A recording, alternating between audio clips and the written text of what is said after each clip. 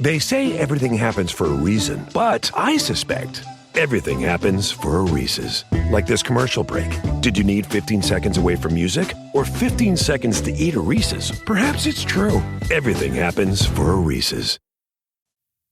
Usually the conversation around here is about football. Today, the topic is gas for one of the sponsors, specifically Mobile Supreme Plus Premium Gasoline. Let's start with the fact that Mobile Supreme Plus Premium is amazing. It keeps engines 3 times cleaner, so engines perform better for better gas mileage. Just ask motorsports legend Shirley Cha-Cha Muldowney. She raced top fuel dragsters in the 70s, so she knows a thing or two about gasoline. She also knows a thing or two about the 70s, so if there are any questions about leisure suits, vinyl, or fondue, fire away. One might wonder why they call her Cha-Cha. Like, is it a family name or a marketing ploy? Or maybe she thought it sounded cool. It's very curious. Getting back to fuel, Shirley and the team highly recommend Mobile Supreme Plus Premium Gas because it keeps engines 3 times cleaner for better performance and gas mileage. By the way, Cha-Cha Muldowney, she drove a pink car. Mobile. Legendary. 3 times cleaner compared to Mobile regular gas and port fuel injected engines. Actual results may vary. Visit mobilefuels.com for details.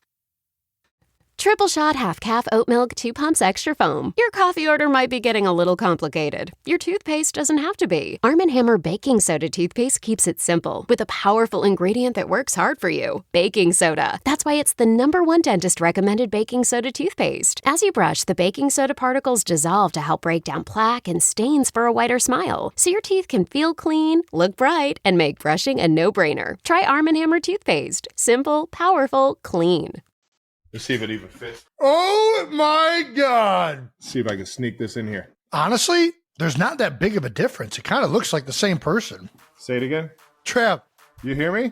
Oh, I hear you. Can you hear me? Yeah, I can hear you. I was saying there's not that much of a difference. It kind of looks like the same person. Nice.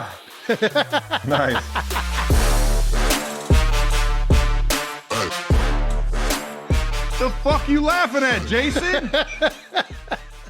Welcome back to New Heights, ladies and gentlemen, 92%ers. I got this silly-ass mascot head on, but I'll tell you why in a second. This show is presented by Wondery Plus, and what is it? Produced by Wave Sports and Entertainment. Only done this 100 times. Don't know why I can't remember it. Make sure you follow the show on all social media at New Heights Show with 1S. And don't forget, this show is sponsored by... Who the fuck? Hold on, let me just read this real quick. Having a good old time. And this show is brought to you by Buffalo Wild Wings. Let's go, Sports Bar. Jason, you got to clap. Thank you. Well done, Trev. As Travis Thank you. said. Jason, why don't you tell the people what we got coming up? All right. As Travis said, this is a Wondery show produced by our friends at Wave Sports and Entertainment. Coming up this episode, we got a great one planned for you 92%ers. As you can see, Travis is dressed to the nines for this occasion. We're going to talk about the Big Yeti's big game in LA. Big game. I had 89 yards. That's not a big game. The rest of the biggest stories from around the league, including Jared Goff and Jayden Daniels breaking all kinds of records. We're also going to pick our finalists for the New Heights Film Club. And, of course, wrap up with some more of your not dumb questions. But before we get to anything, I got to be honest, I was really hungry. I was rushing off the golf course, and I thought I'd get right to it. Buffalo Wild Wings Sports Bar is our official sponsor for this episode, and they sent me a bunch of Buffalo Wild Wings. So I'm going to eat some Wild Wings. I mean, dude, they sent so much. I can't even, I have wings. I don't even know what to do with all. This is probably, I mean, no joke. Let me do some math real quick. So 2.5, 5.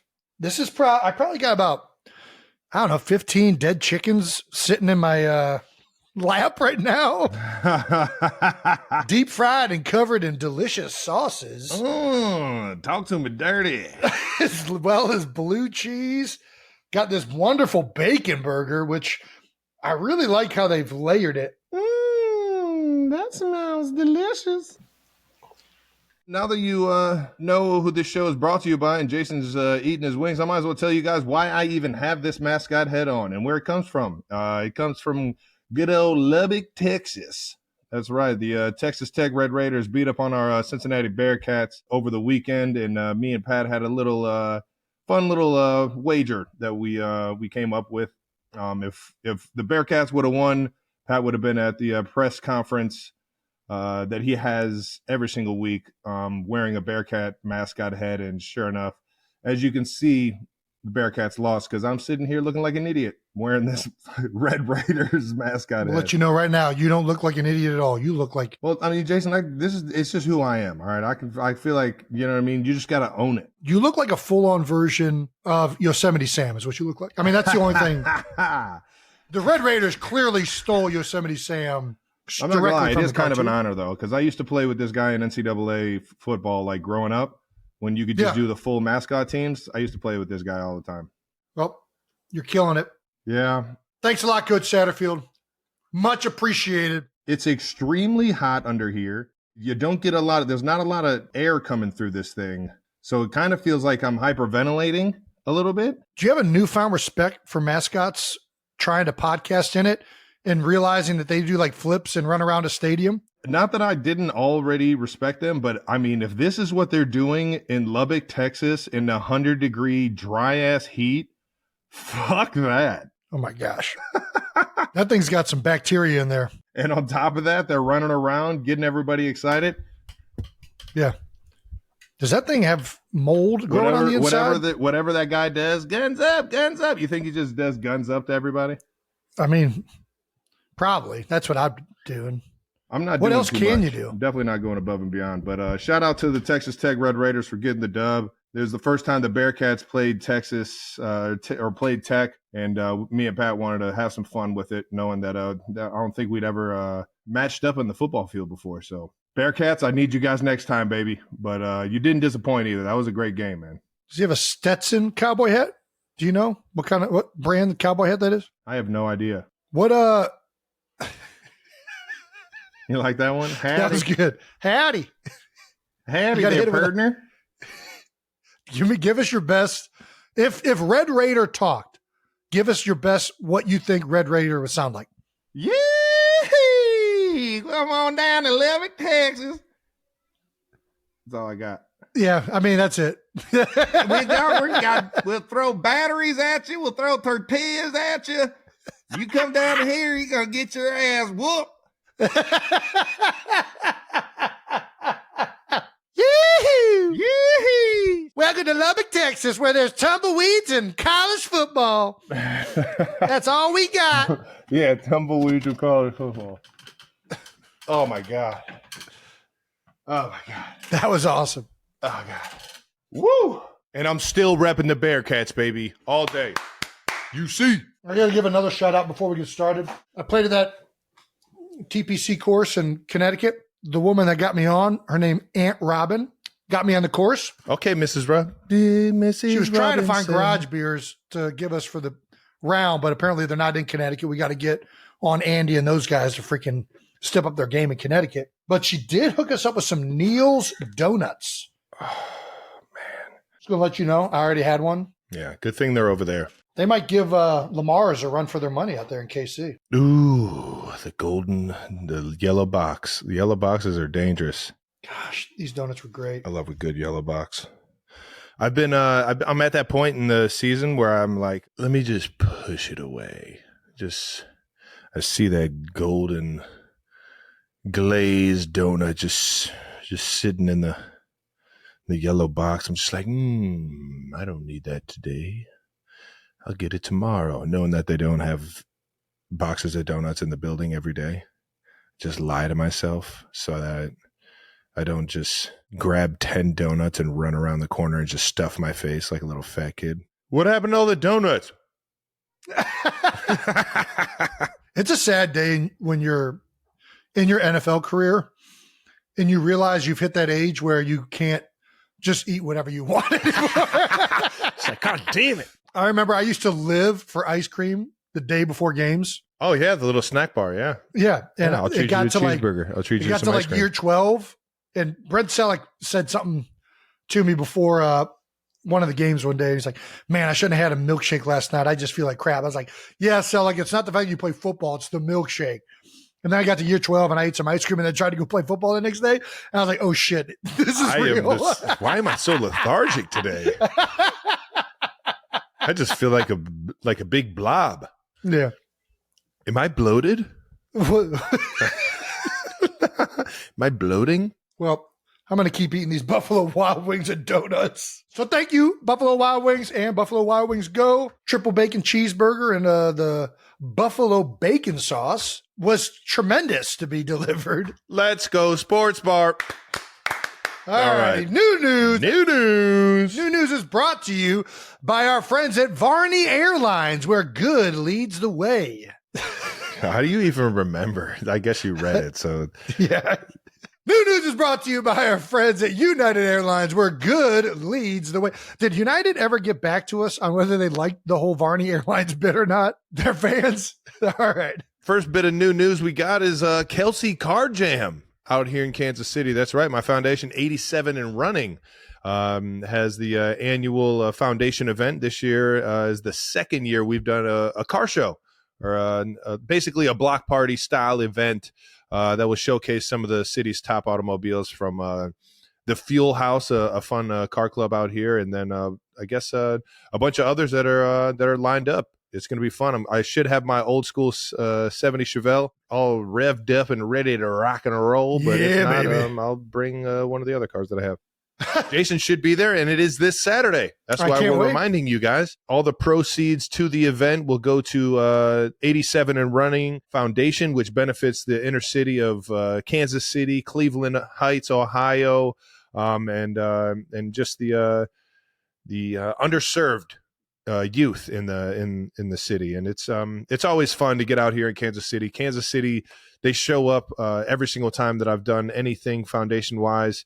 And I love them for it. So if you're in town for the game, just stopping through, or or live here in Kansas City and want to get out on Saturday afternoon, come on down to the Kelsey Car Jam, baby. It's going to be downtown in the KC area, and tickets are still available for the Kelsey Car Jam at 87andrunning.org, I believe. Ooh. Check it out, guys. We'd love to see you guys down there. I can't wait to go. I missed last year.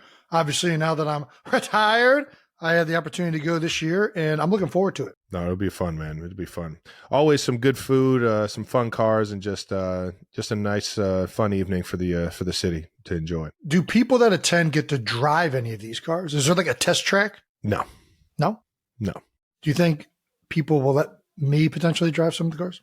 I think you could persuade. You're very good. You could persuade some people. I probably should wait on the garage beers then. Yeah. All right, let's talk about Grotesquerie exclusive clip. We talked about the premiere of Trav's new show, Grotesquerie. Grotesquerie. And 92%ers, we've got a very special treat for you today, and a treat for Jason, because I haven't seen this either. Tonight, Wednesday, October 2nd, Travis's character is going to be introduced in episode 3. Old Ed Lachlan. That's right. Wait, what's your character's name? Ed Lachlan. Did you get to choose Ed? Nope. Is that in honor of Ed Kelsey? It's just fate. It's just fate, man. Just lines up perfect. I could see Ed Kelsey being a murderer. What?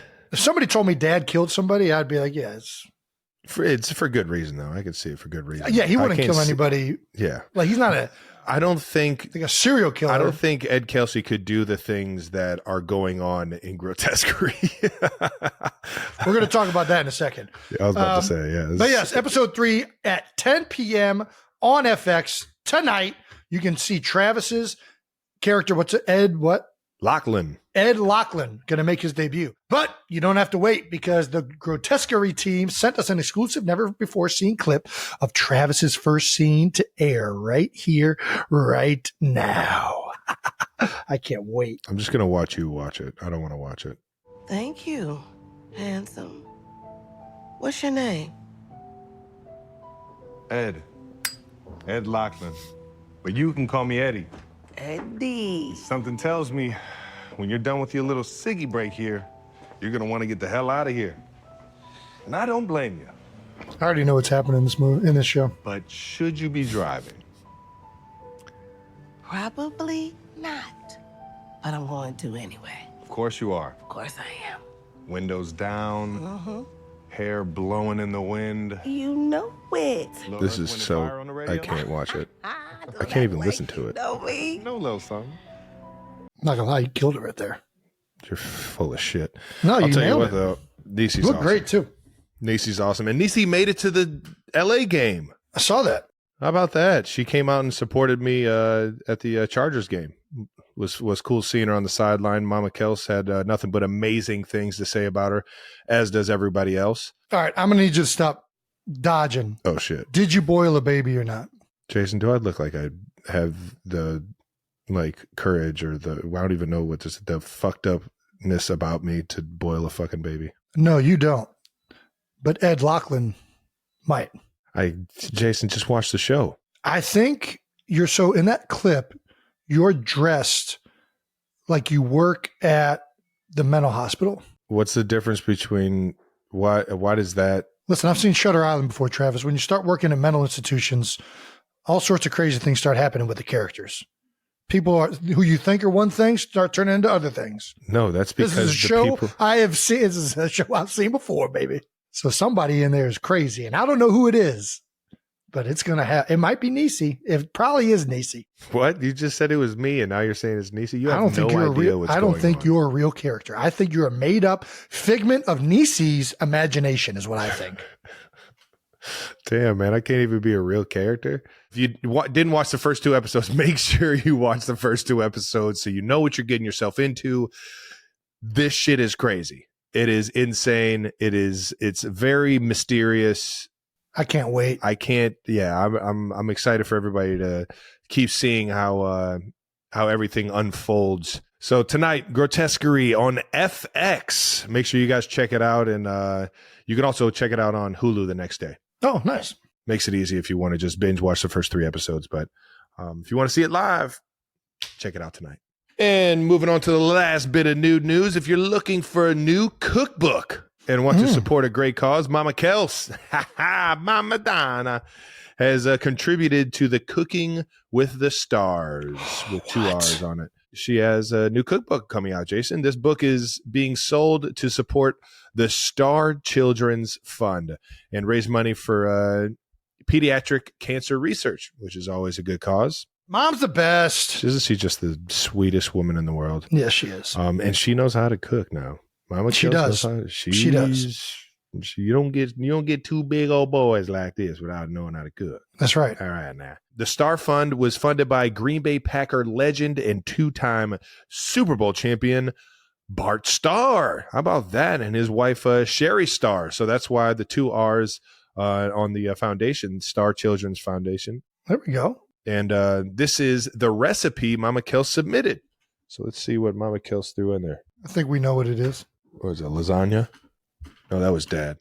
Baked, sweet and spicy chicken breast? She never fucking made this for us. Yeah, I've never had this. What? I'm calling nonsense on this. Good. She got real good when she left. When we left the house, she got real good. Yeah, when Dad stopped slowing her down, Yeah.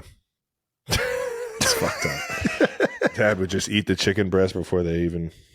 God damn it, Ed. All right now. And that does it for new news brought to you by United Airlines, where good leads the way. Let's get to some fan mentions. Yeah, please. All right, now before we get to some week 4 games, let's shout out some fan mentions. Fan mentions of the week is brought to you by MetaQuest. That's right. Expand your world. Your virtual world is Ready Player One. All right, let's get to some fan mentions, though. First up, we got a ton of movie suggestions from you 92%ers for the New Heights Film Club that we were talking about last week. Hey! Which I'm pretty excited about. I'm actually, I'm really into watching some movies right now. I don't know what happened. I just I don't know, I just got the bug of just like press and play, you know? We're also in the middle of a season where you're like traveling a lot and there's plenty of time to watch movies. Nice. All right, so let's start this thing off. For the film club, we're going to narrow this list down to 2 finalists right now. Me and Jason are, and then we're going to go ahead. Yeah, and then we're going to go ahead and give those 2 finalists a vote to the 92%ers. On which one we do first? On which one we're going to watch, yes. We'll review the winning movie on the next Wondery Plus exclusive episode. Does that mean whichever one loses, we're watching second? No, it does not. We'll just keep doing these votes. Keep doing these votes and let the 92%ers tell us what they want to hear, because it's up to them. So we've narrowed it down to these choices. Yeah, these are the movie suggestions that we got, that we saw, that were kind of along the lines that we were talking about last week. The first one being Spaceballs. I mean, I would love to rewatch Spaceballs. I would love to rewatch it. I only remember it like it was almost like it was a parody of like Star Wars. You know, like wasn't it? Wasn't it just like a joke? It wasn't almost like a parody.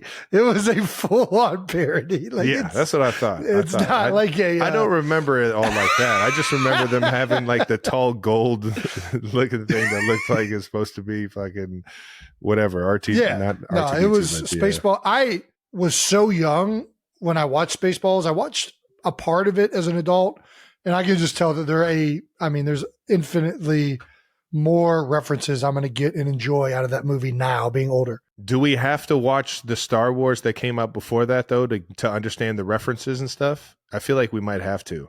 Have you not seen all of the Star Wars movies? I don't remember them. You've seen them, though. You know them enough to get Spaceballs. Spaceballs, all right. Spaceballs. Remember the Titans. I remember like it was yesterday. I don't even need to watch that one. Kazam. Do you remember that one? Kazam is a classic. Shaquille O'Neal. Mm-hmm. Yeah. Love Actually. I don't remember that one. Yeah. Oh, who's that guy? Hugh Grant, maybe? Hugh Grant, the guy that went to the T Swift show in England? Yeah. Who was the fucking man. Yeah. He was he's pretty good looking. I mean, he still got it for sure. Necessary Roughness. This was, I remember it was a football movie. I couldn't tell you anybody that was in it. Let me look this up real quick. Necessary Roughness. I don't know why I want to say Sinbad was in it. Necessary Roughness. Sinbad is in it. That is correct. I see his picture. He is. That's he is. I don't remember this movie Dude, one bit. I was in on every Sinbad movie. I forget half of them though. I forget the titles of them. I know which one you're talking about. They like have the race at the end of it. Yes, dude. What movie was that? Sisterhood of the Traveling Pants. Definitely not watching that one again. This movie does remind me of another movie. Blake Lively, nice. Sorry, I'm surprised you even. Sorry, Blake. Sorry, Blake. I'm surprised you've even seen that. I haven't seen that, and I don't plan on seeing it. I was out after it said Sisterhood, and got even. Entire household full of Sisterhood, and got even more out when it said of the Traveling Pants. There's multiple things I'm not interested in about this movie, and just the title alone. But this does remind me of what's the movie with Whoopi Goldberg where she's the nun? Sister Act. Sister Act. Get this one out of there. We need Sister Act in there. Sister Act 2, though. I want Sister Act 2, though. Sister Act 2 was more my jam. They brought in, I believe, kids, and it was a whole lot more fun. I feel like I've already rewatched. The Goonies is like so common that you end up rewatching it, right? Yeah. Have you seen The Goonies? Yes, I've seen The Goonies, Jason. Okay, who's the large fellow in Goonies? What's his name? I don't know. No, not him. Not him. No. Not Snickers him. guy? I don't fucking know. Chunk. You're talking about? Oh, you're the guy? You mean the little fucking kid? Oh my gosh! What? You're talking about a grown ass man. My best friend's wedding. When did you watch all these movies? I'm pretty sure I've seen it. Who's in it? Before I look it up, I don't know. I mean, Julia Roberts. Yep. No, I haven't seen that one either. Yeah, I'm not watching that one again. Parent Trap. Classic. Yeah, that's a good one. Classic Disney movie. Bridget Jones' Diary. No, thank you. No, not a big diary guy. Heavyweights. I mean, I watched it yesterday. I'll watch it again. And then I have everybody on the team watching Heavyweights. This one is one that Mom recommended because we used to watch it all the time as kids. Oh, Mom. Swiss Family Robinson. Again, one of those that I'd rather not. Have you rewatched it? No. Trav? Yeah. Do yourself a favor. Yeah. You should go rewatch it. You love it? No, it's terrible. It's not terrible, okay? It was fucking state of the art. Hot. It was the best, hottest movie out in 1960 when it came out. Dude. When Mom was a kid. Go rewatch it. You love watching old 1960s movies, though. You love that shit. Of course I do. Listen, I get like some guilty pleasure watching it, but it's one of those old ones that it puts up the disclaimer at the front end, like, oh, we're about to see some culturally inappropriate material for 2024. That's not funny. We can't laugh at that. It's just full on animal, like, dude. I'm out. It's animal mistreatment. There's a full-on tiger and a dog fighting in one of the scenes, and it's a little bit too real. You know what I mean? Like, it ain't, I don't care how good you are at acting. They're riding an ostrich or an emu at one of the points. That's full-on just riding it. I mean, I don't think you get away with that these days. No, you can't. So it looks like it's either Spaceballs. We got to pick from these. Kazam. These are the ones I'm thinking right now. Spaceballs, Kazam. Give me your top two. I'll give you my top two, and then we'll just go from there. Of these? Of these. These aren't my favorite that were submitted. These are like Brandon and Jake's. It's not up to you, Jason. This is why they go to One Tree Plus. I mean, I watch Heavyweights probably once a month. It's the best movie of all time. I can't rewatch Heavyweights. It's the best. It's by far the best movie on here. Next is Spaceballs. I'll put Spaceballs up there. It's not really a kid movie, which is kind of the reason we did this. But Spaceballs, I feel like we're going to get way more references being older and watching it. And I haven't watched it in its entirety in a long time. So I'll go Spaceballs. All right. And, we said two. Yeah. There's just a lot of chick flicks. We got a lot of Swifties trying to make us watch bad movies. I'll go Spaceballs, and can we do Sister Act?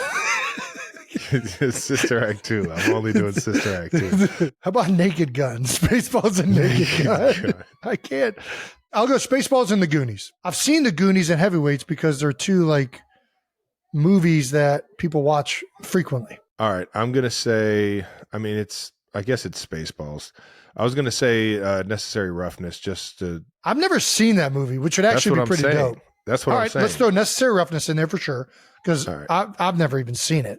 Yeah. I think I have. Like, after I looked at the thing, I was like, maybe I have seen this, but I certainly don't remember it or any details. It's like some type of college team. Necessary Roughness, and I guess let's go Spaceballs. Fuck it. You know, Bridget Jones' Diary? I'll watch it. I don't have a problem with any of these, Jason. I'll watch whatever one. I don't have a problem with them either, but if we put one of these chick flicks on there, it's going to fucking win. Sure. All right, which chick flick? We got to do one chick flick and one that we... All right, so Necessary... what is Sisterhood of the Traveling Pants about? Like, it's just talking about hand-me-down pants? That's the premise of the movie? Hand-me-downs? What the fuck do you have against hand-me-downs? I don't have anything wrong against it. I just don't know what the fuck there needs to be a movie. But why does there need to be a movie about hand-me-downs? Fucking guy. Because sometimes it turns into a nice story, Jason. I just trying to Google Sisterhood of the Traveling Pants. I typed in Sisterhood of the Hand-me-downs. You're a dickhead. Did Traveling Pants show up? No. Oh, that would have been great. That would have been great. You know what? I'm going to go here. All right, we're going to do this. We're going to Wikipedia this. What is Sisterhood? No, Jason, this isn't that. This is not that. Why are you turning it into that? What do you mean? This is just we pick two fucking names and keep it moving and let the 92%ers do it. All right, Sisterhood of the Traveling Pants. Ah, damn it. 2005 American coming-of-age comedy drama film directed by Ken Kwapis. And I'm sure you reading that just made you think, oh, yeah, I want to watch this. I don't want to watch this. It gave you absolutely nothing. That's a long plot. Rotten Tomatoes has an approval rating of 82%. It's high. Must be some good pants. I mean, I'm going to have to watch this fucking movie now. This is the point of it doing... All right, Sisterhood of the Traveling Pants it is. Let's go. So I'll watch some pants. It's going to be great. At least Twilight had vampires. There was something exciting. You don't know what this movie has in it. I know this movie does not have vampires. This is not like fucking Dusk Till Dawn. They're not going to be vampires appearing out of nowhere. Who would have fucking thought that Jason needed vampires to watch a fucking movie about women? He goes right back to the plot. And a reminder, if you want to listen to us early without any interruptions and get access to exclusive content like the New Heights Film Club, we're still giving you 3 months of free Wondery Plus. That's right. The Wondery Plus offer is only available for a limited time, so get it while it lasts. Visit Wondery.com/New Heights offer to redeem free 3 months that will incur monthly payments thereafter if you don't cancel. Just a heads up. That's how that usually works. Next fan mention, Travis got a shout out from Tony Finau. I am yeah. Tony the Tiger gave you a freaking shout Big out. Tone. In the wise words of Travis Kelce, you got to fight for your right to play. Yeah. There we go, Tony. Let's fucking go, America. I love that. USA. I'm so fucking pumped. So we won the President's Cup this weekend. I don't know if everybody saw that, but that was at the press conference afterwards. And sure enough, I mean, you heard it. You got to fight for your right to party, baby, all day, every day. I made sure I gave him a shout out.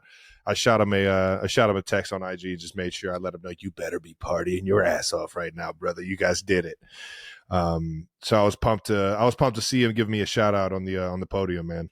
What a guy. And shout out to the entire President's team, man. The US team. Tony does realize, though, that he's shouting at the Beastie Boys, not Travis Kelce, right? Everybody knows that. Me and Tony we go way back. That's my guy. Time out. Why have I never gotten the opportunity to hang out with you and Tony? Because, Jason, you have to leave the house. We talk about this year in, year out. I don't want to leave the house. You're a golfer now, though. You have a golf T-shirt on right now, so you are a golfer. I tell you what, if I swung more like Tony and like didn't take my backswing like John Daly, I would be so better at golf. Dude, he is so just smooth. He doesn't get too crazy with the backswing. He's short on the backswing too. He's got he doesn't over rotate it, which I'm like, why don't I just do that? Yeah, big dude, big guy, 6'5", 6'6", however tall Tony is, man. Do you remember when he dislocated his ankle and kept playing?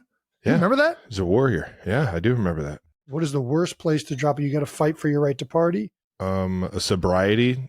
At the I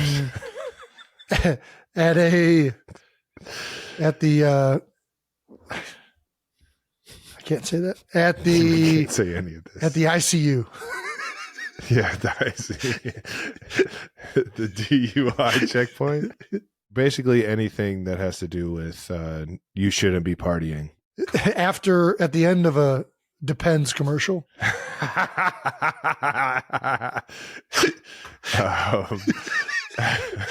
After a gambling unanimous convention, I don't fucking know. Gamblers Anonymous. Yeah. I kind of want to say like a funeral, but I kind of also feel like it'd be fucking dope. Oh, you got to celebrate. You got to celebrate. That's that a great line to drop at a funeral. Depending on how they passed, but you got to celebrate. Well, if they passed partying, might not want to. Might not want to go too hard. This isn't funny, man. What's the worst place to drop it? You got to fight for your right to party. I don't know. I'm just not getting anything else good off the top of my head. A chess championship. When you've been drinking all day and you come home that's pretty good. Without giving any text messages to your wife or heads up, and you walk through the door. You gotta fight while Bennett's asleep. It's not gonna go over well. A divorce hearing? Well, I probably would be at a divorce hearing if I did that. All right, let's go. All right, that was fun. And for our last fan mention, Dancing Jason is officially everywhere, all over Philadelphia. You got murals and all types of shit popping up in Philly because you were in that South Philly tuxedo. Hey, baby. Up on stage. We got this tweet from 92%er, our light, all good, with a mural of Jason in his South Philly tuxedo. That's right. Oh, so it's not actually painted on. It's just like a piece of paper that he just kind of like glues. Yeah, it's like wallpaper. He's like applying wallpaper. Still sweet, though. Yeah, I mean, it's dope. It's vandalism. It's the city's going to have to clean it up. It's vandalism. Yeah. You can take that off. It's not vandalism. I mean, well, listen, vandalism is part of Philadelphia's pastime. I think it's... Jason, don't encourage I'm not anti-vandalism. Don't encourage it, though. Don't have people out here trying to fucking vandalize everything. That's how you get the broken glass theory. Did you ever TP a house growing up? No. Did you ever, egg a car? No. Okay. All right, we'll keep it moving. Did you? Of course not. I feel like you definitely did. No. Why are you bringing it up? I just was curious if you had ever done that. You look like... Whose car did you egg? I didn't egg anybody's car, Jason. Did you egg somebody's I just happened body? to know a carton of eggs only cost like $2.50. Yeah. What'd you do with the eggs, though? Boiled them. You boiled them? What else do you do with eggs? You made hard-boiled eggs and then you threw them? That's dangerous. I just need the protein. Throw some salt on those things. Oh, you ate them. Yeah. All right. What'd you do with the toilet paper? You got the eggs on the back end? No. I TP'd my friend's house. Which it friend? was somebody that I knew, though. I'm not about to say who it is. Come on, you got to I've say. been lying to their face my entire life, saying that it wasn't me. I'm Oh, not gonna fucking. but now they're gonna watch this. They're gonna know it's them. I have no idea. They're gonna know. There's no way. There's absolutely no way. Let's see if I can guess. Whose house would Travis TP? You wouldn't know. It was one of the Catholic school friends. One of the guys on the baseball team? Not baseball. Hockey? Not hockey either. Yeah, then I'm lost. It's all good, though. You hung out with Catholic school guys that weren't on your baseball or hockey team? I mean, friends hang out with friends. Like the Catholic, I would go hang out with the hockey friends, and they would have their Catholic school friends and all that. Yeah. We'd go up to Cortland Oval, play baseball, football, basketball. You know it. It's a little sandlot group. So it's part of the pickup group that played at Fairfax? Cortland Oval, baby, right there on Fairmount. Which one's that one? I don't remember that one. You would know it if you saw it. It's between Fairmount and it's on Fairmount between Warrensville Center Road and like Taylor. You would know it if you saw it. Like you're going to Beechwood, but it's like before that? Yeah, exactly. I'm actually surprised you even knew which general direction I was going. Well, Fairmount's tricky because it curves right around there. It is. Before it gets to Lee. Straight. It is very straight. No. Once you get past Lee, it does that little curve. You're talking about going downtown. Yeah. All right. Yeah. The beautiful street, though. Shout out to Cleveland Heights, Ohio. And dancing Jason was also an early Halloween costume. How about that? Oh, Halloween's right around the corner, brother. Yes, sir. Hey. I did not do what is that? That's about as good as what yours was, too. That was pretty on point. It is pretty good. Yeah. The beard is hilarious. I mean, she kind of looks like the Grinch, like dressed up as Jason. The Grinch version of Jason Kelsey. Yeah, that's pretty good. Shout out to 92%er Ella Bjelleberg. The costume, 10 out of 10. The look, 10 out of 10. The dance, 10 out of 10. I think she fucking killed it. Yeah. I give it she's probably better at dancing than I am. Yeah, don't sell yourself short, sweetie. You are a star. News. Is this like a sorority? Oh, this is a sorority thing. Nice. I was wondering who does Halloween before October. So they probably are the ones who recommended the Sisterhood of the Traveling Pants thing. Nice. They're probably big Traveling Pants fans. Way to tie it all together. All right. Well, can't wait to watch it. And that does it for Fan Mentions of the Week, brought to you by MetaQuest. Expand your world with the virtual reality. Gotta love it. Here it is. This corner kick could be a big one. There's the cross. He rises to meet it, and it's a car! Soccer's biggest tournament is here, and Enterprise is turning every corner kick goal into your chance to win a car. The moment a corner kick is called, post on X with hashtag #OnEveryCorner, hashtag sweepstakes, and tag Enterprise. If it's a corner kick goal, you could win. Winners may pick up their cars at an Enterprise or an Enterprise car sales location on a corner near them. With over 1,000 corner kicks expected, that's a lot of chances to win. For more details and an additional chance to win, visit oneverycorner.com. No purchase necessary for legal residents of the 50 U.S. states and D.C., Puerto Rico, Canada, Ireland, the United Kingdom, France, Germany, and Spain who are 21 and older. Sweepstakes ends July 19th, 2026. Void where prohibited. Prize awarded if a corner kick goal is scored. For entry details and official rules, visit oneverycorner.com. Being a serious business owner takes hard work, patience, and a drive to keep moving forward. So it's important to find a serious business card that goes the extra mile. With the Venture X business card from Capital One, you earn unlimited double miles on every purchase. And with big purchasing power, you can spend more and earn more. This is your sign to take your business to the next level. The Capital One Venture X business card. What's in your wallet? Terms apply. See CapitalOne.com for details. All right, now let's get to some football. How about that? All righty, let's talk some football. Let's kick things off with Travis's game. Chiefs 17, Chargers 10. Oh, yeah. How about that? Two high-powered offenses right there. We got to talk about the game. You got any initial thoughts for us? I'll tell you what, man.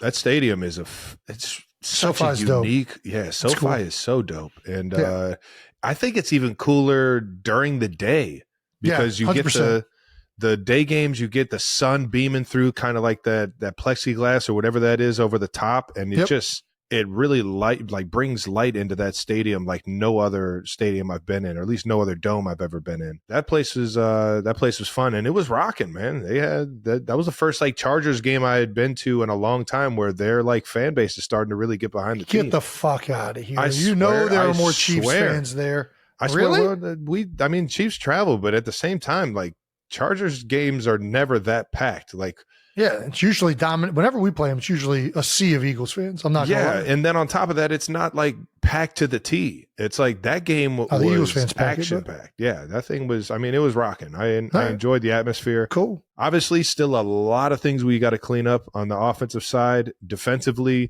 man, we are pretty damn stout right now. Outside of that first drive for a touchdown and the turnover that led to their field goal, I think that our defense is the best in the league right now, and I just love Spags and everybody on that defensive side that's playing their tail off, both in the run and the pass game. Huge fourth down stops week in, week out. Teams are just trying to dial up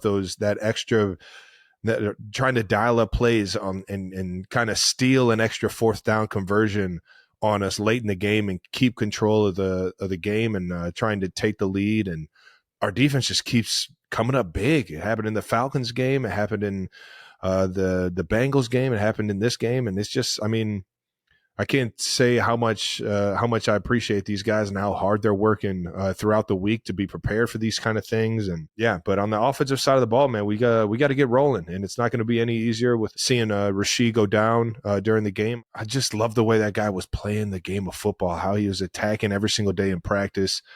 You know, sometimes you just root so hard for the guys that do it the right way, and Rashee had been doing that, man. And there was a huge dagger to me when I saw him go down, man. Yeah. Outside of that, found a way to get the ball in the end zone late, running the hell out of the ball. Our offensive line is our biggest weapon right now. Those guys up front are fucking paving the way. Tight ends included with Noah Gray, my guy Jay Wiley coming in, and wide receivers doing their job in the run game. You know, going in there, digging out safeties or just making blocks downfield. You got to find a way to win ball games. And sometimes it takes those little things that don't get like kind of the highlight all the time, you know. For sure. Wide receivers going in, digging out safeties for an extra 4 or 5 yards, or just doing enough to get the running back downhill so we can get the first down. And then just running backs running their tail offs, getting those extra 2-3 yards on every single run. And I couldn't be happier for Kareem Hunt to come back and have, you know, such a good game on his first game back in Kansas City, knowing everything that happened to him back in, I think it was 2018. And I just love that guy, man. Another Northeast Ohio ball player that just loves to play the game and does it right, man. Yeah, absolutely. It was awesome seeing Kareem back out on the field for you guys. Yeah, it was a great game for you. You got another one in the win column. I know you guys are still trying to click things offensively at a more efficient level, but hey, 4-0 is 4-0. And we did get something going this past week, and that is the Big Yeti. The Big Yeti obviously had notably been struggling a little bit through the first 3 weeks. Well, he finally gets going. I was struggling in terms of stats. I was still playing winning football, and that's all that fucking matters. Well, he still led all receivers with 7 receptions for 89 yards. First drive of the game was the big 38-yard reception. Let's check this out. First drive of the game, 38-yard reception. The Big Yeti catches it over the shoulder. Beautiful ball by Pat Mahomes. Just throwing dimes. There we go. Anyways, a lot of noise throughout the week. Jim Nantz had you're back on the broadcast all week. Hot takes. You got to find someone else to troll this week. I thought Andy said it best when he said, "I don't give a damn what anybody says." Essentially, what did Andy say? Did you see that? He definitely said something in the press conference afterwards where it was like, everything else is noise. And I said it on here on the podcast last week. Everything outside of the building is just noise. Big game. What is it? 80? It says, what is 89 yards? A big game. This is a solid game. Yeah. Like a big game is like I score a touchdown or something. If you don't go over the 100-yard mark, it's not a big game for the Big Yeti. Just being honest. I'm not. Yeah. I mean, I was accountable this game. I didn't have any drops, which was, you know, what happened in Atlanta to make me feel like I had a bad game. But I still didn't have an outstanding game. There's a lot that goes into having a great game, but I did have 7 catches, which is a lot of times to get the rock, and I got north with it. So It is what it is. Help my team find a way to win. And that is all that will ever matter. For those of you that don't know, Pat Mahomes is 13-12 in games he's trailed by 10 or more points. That's right. What? The only quarterback with a winning record in such situations since at least 1950. Who the fuck was doing it back in 1950? Who's the old gunslinger finding a way to make these comebacks back when they were running the wishbone? I didn't even know they had quarterbacks in 1950. He's also 12-0 the last 12 times this has happened. No. You can. Okay, yeah, sorry. Yep. Pat, he's a baseball player. Everybody knows baseball players are superstitious. You can't talk about it. Yeah, can't talk about it. Okay, sorry. My fault. Keep moving. Keep moving. Early in the game, Rashee Rice. Oh, man. Unfortunately injured on an interception return, a little friendly fire. I hate when that happens. The rest of the receivers did step up in Rashee's absence for the game. The most electric play of the game came in the second quarter. Pat connects with Xavier Worthy, the rookie, on a 54-yard touchdown. It was now 10-7 going into the half. Per Next Gen Stats, Pat's 54-yard pass to Xavier Worthy that we're going to show you right here traveled 62.2 yards in the air. That's right. Mahomes' longest completion by air distance of his career. I didn't know that. I would have thought he would have thrown one that far to Tyreek. Nice little throwback. For those of you that don't know what that is, it's when you act like you're nakeding out, you pull up and throw back the direction of which you came. Because a lot of times on the nakeds or boot action, everybody kind of flows in the direction the quarterback's rolling out to. So these have been kind of hot this year. It feels like the throwbacks have been on everybody's radar.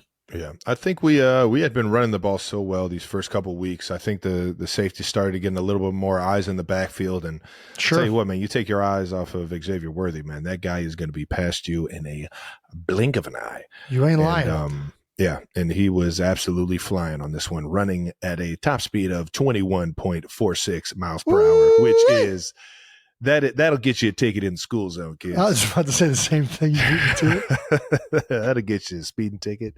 That'll get you pulled over. Third fastest play by a ball carrier this season. I think we saw one last night on Monday Night Countdown where Derrick Henry was fucking rolling, going, I think, closer to 22 miles per hour, which is fucking mind-blowing that a man that big can get moving that fucking fast. But oh my goodness, X was flying on that one, came up big in the later on in the game to seal the game off on the final drive, knowing that we were trying to run the clock out there. Just can't say enough about what he's been for this offense so far, and just to see him keep growing in it, becoming more and more accountable every single week.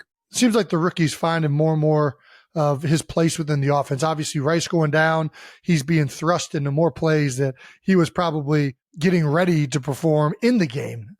But he sure answered the bell. Happy for him, man. And a few guys stepped up in Pacheco's absence as well. Kareem Hunt back in the KC uniform and had 69 yards on 14 carries. Nice day for Kareem. And running back Samaje Perine came up big with the game-winning touchdown. That's right, in the fourth quarter. It was also his first touchdown as a Kansas City Chief. Hey, game winner and your first touchdown. Shout out to Samaje, man. If you watch this clip, man, you'll see my guy Trey Smith just absolutely bulldoze everybody, because it becomes a bit of like a cloud of dust there for a second down there at the goal line, and then you just see 6'5" just come in and just bulldoze, just Zamboni drive Samaje into the end zone there, give him that extra push. All righty, Chris Jones and the defense. Another week, another dominating performance by the Chiefs defense, who held the Chargers to 10 points and didn't allow a single point in the last 48 minutes and 53 seconds of the game. Yeah, I'm telling you. The defense finished with 5 tackles for loss, 10 quarterback hits, and 2 sacks, both coming from none other than Stone Cold Jones. He didn't need to steal it this week. CEO he got him on his Nation, own. Baby. That's right. Stone Cold Jones' biggest play of the game came with 4 minutes left in the game, third down. Sacks Justin Herbert, forcing the Chargers to punt. 3:26 left to play. I think I remember seeing this. He got it. Was he at end on that one? I think so, man. That's the thing about this defense, man. You got so many guys that can rush the quarterback in so many different ways. They can get a guy that typically plays the end, and he can get inside and make moves on a guard. And a guy like Chris Jones, he can literally hurt you anywhere on the field when he's rushing the quarterback, and sometimes getting the big man outside and giving him just the edge to rush is a tackle's worst nightmare, man. You guys did this a bunch, and you brought both of them. This is what I like. So you guys we call it flash in the game. I saw it brought multiple times, which is what we used to call the will and the free safety with blitz. And you'd be a fire zone typically, and you would rush 5. That's like the conventional way of running like a wham blitz with the free safety in the will. Away from the passing. For everybody that doesn't, a fire zone blitz is when you blitz 5 guys and you play defense or play zone coverage in the back end with 6. Yeah. Usually it's 3D, 3 under. Well, actually, that's probably conventionally. Now everybody's doing it and running palms behind it with like quarters, which is you're protecting the deeper throw and forcing the quarterback to have to think quick on his feet on where he needs to go with the ball underneath. Meaning instead of the deeper routes, you throw it to the shorter routes. And the reason that one is getting tricky is like, because of what they do right here, they actually only brought 4. So they make it look like it's going to be that same 5 guys rushing, but really they're only going to rush 4 and play like a conventional coverage behind it.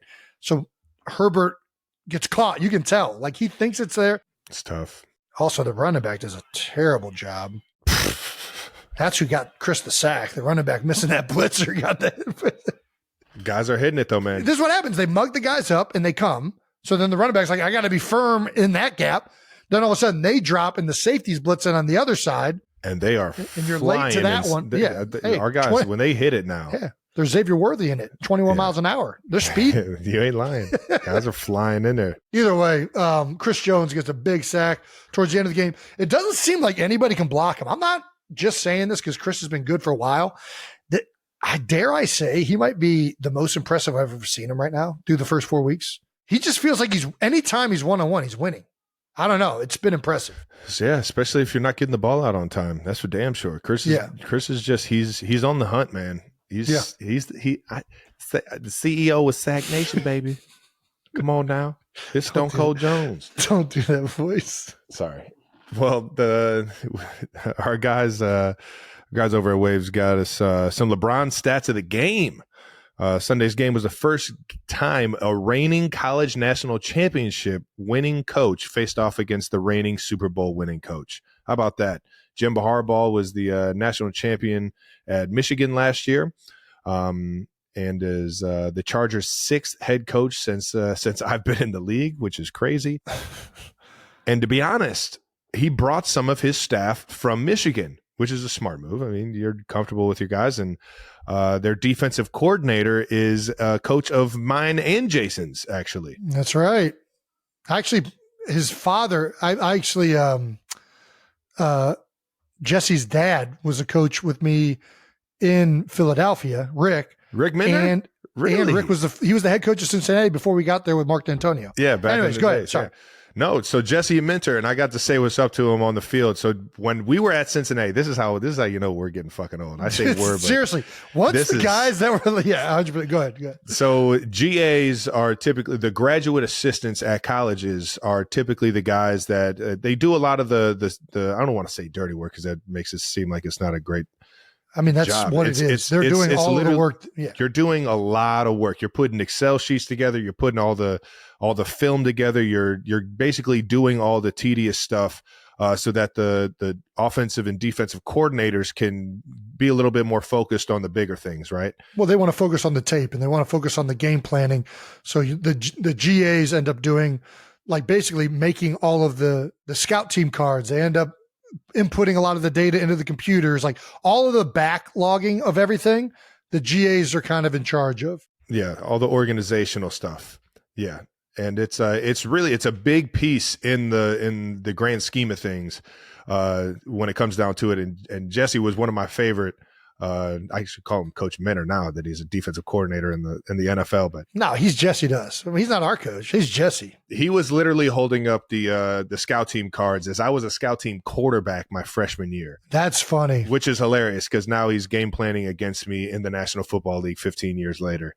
And yeah, it was awesome to see though, man. And to be honest, that dude, I mean, he has got shit figured out. Yeah, he's killing it. I mean, I was talking to Pat, and there was one time in the game where it was a big third down, I think, and he put together a blitz that we had not seen before on tape, and got us pretty good there. But yeah, shout out to Jesse. He's absolutely killing it. Coach Menor, couldn't be more proud to say that I was once your scout team quarterback. And yeah, shout out to Mike Elson. I was about to say, Coach Elson's on the staff too. So that was actually halfway through my redshirt freshman year. I started working with the tight ends to be more in tune with the offense, and they wanted to get me on the field and some of the up-tempo stuff. Coach Kelly wanted to get me on the field and some of the up-tempo stuff, blah, blah, blah. Coach Elson was technically my first ever tight end coach that I ever had. And I'll tell you what, he had a fun room. He was also the special teams coach, and we had a blast talking about a lot of the special teams guys, like Christian McCaffrey and Colin McCaffrey. Yeah, sorry, like Colin McCaffrey, and it was cool to see him, and I couldn't be happier for those guys. Not only getting the national championship this year, but doing a great job in LA with the Chargers this year, man. So it was pretty cool playing against that coaching staff, and I got all the respect in the world for Coach Harbaugh as well. Did you talk to Jesse after the game? Did you see him on the field? I went up to him and said, "What's up to him, man?" I said, "How about us, huh? 15 years later, look at us." Who would have thought? Who would have thought? Yeah. Who would have thought? Me fucking up your cards and fucking Hey, Travis, do this. Oh, I got you. Oh, yeah, I got you. About to make plays, son. Yeah, go over to the wide receiver and tell him to do something completely different and completely fuck the entire. Like, I'm not here to make the defense better. I'm trying to shine, baby. Hey, these DBs think this route's coming. That's what their game plan against is. Give them this. That's 100%. Oh my gosh! I remember the most annoying thing ever when you're a starter. It's the most annoying thing. Oh my god, it's the best shit ever. I remember they didn't like tell the D line don't sack the quarterback. They didn't tell the D line, they like, especially the scout team QB. It was like, no, like that's your job is to like just eat shit for a year. Like you're there to like be bullied. And man, Adam Hopple used to like clothesline me. So one day I just had enough of it, and I was just like, I told the guard and center that he was lining up in front of. I was like, bro, just let him through. And they're like, what? I was just like, just do it. Just one time. Just do it. I got the snap out of shotgun, and I immediately just like dodgeball, just threw it right at him.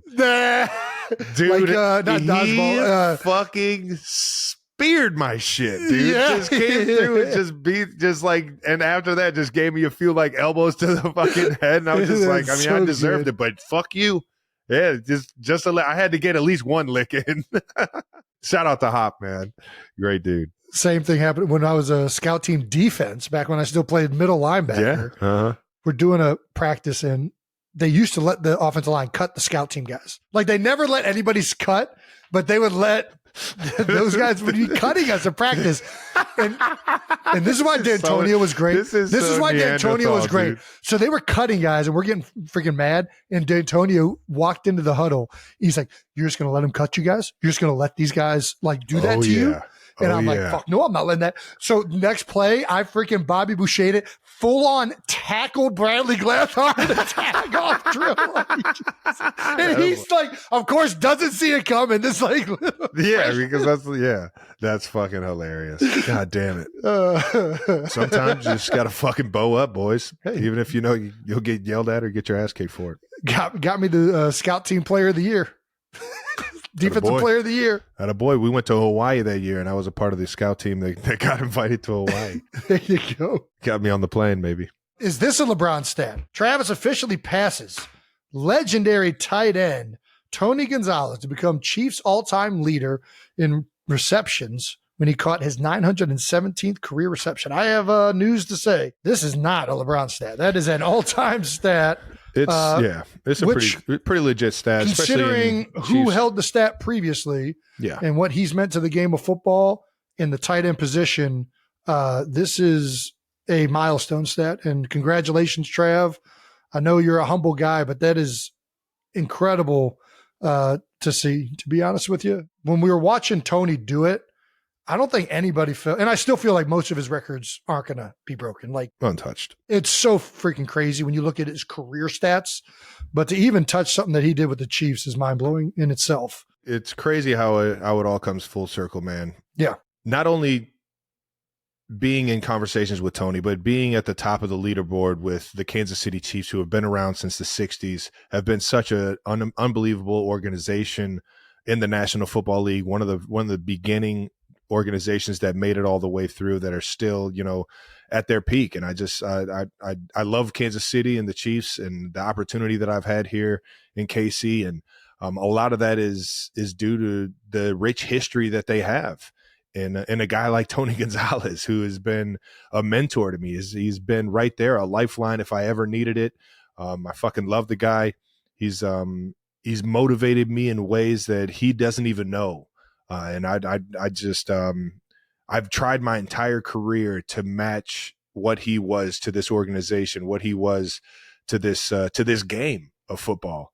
And to be in conversations, not to say that I am as good as Tony, not to say that I've surpassed Tony, to be in a conversation as cool as this, having as many receptions in the organization that he spent the majority of his career in, it's just an honor, man. And Tony, I love you, brother, and it's I can't thank you enough for who you are as a person and who you've been in my career. And I've taken everything you've learned, you've taught me, and I've ran with it, man. And I've tried to become better because of it.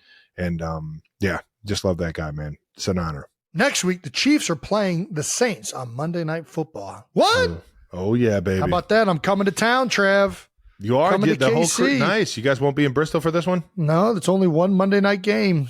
Oh, nice. So when the doubleheaders, you'll be out there. The doubleheaders were in Bristol. The single games were on site. Yeah, the Chiefs have played the Saints twice before during Travis's career. 2016, Chiefs win 27-21. 2020 at the Superdome, the Chiefs win 32-29. We'll see how this one goes. Saints look good the first couple weeks. They've taken a little step back, but don't get caught sleeping now. They're pretty good. Come on now. That game is going to be National Football League. Yeah, it's the NFL, baby. All right, we're excited to tell all you 92%ers about our brand new sponsor, MetaQuest.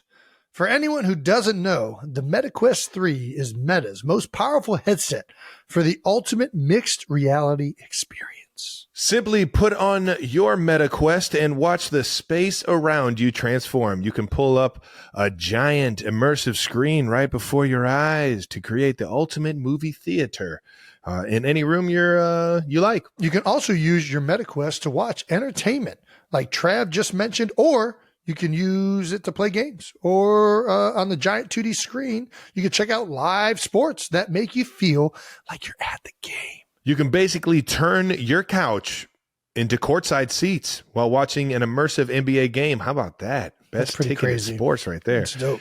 Can't decide which game to watch? Stream up to 8 NBA games at once. Every Quest is also totally wireless, letting you move with ultimate freedom, which 92%ers know from my dancing is an absolute must. You can also get your heart pumping in virtual workouts and bring a virtual personal trainer right into your living room. Choose from the vast library of apps and get started today. Check out the Meta Quest 3 right now at meta.com/quest. All right, here we go now. Let's move on to Jason's week 4 back in Bristol for the old Monday night countdown. Hey! Monday night doubleheader. You just mentioned you go to Bristol for the doubleheaders you guys have on Monday Night Football on ESPN.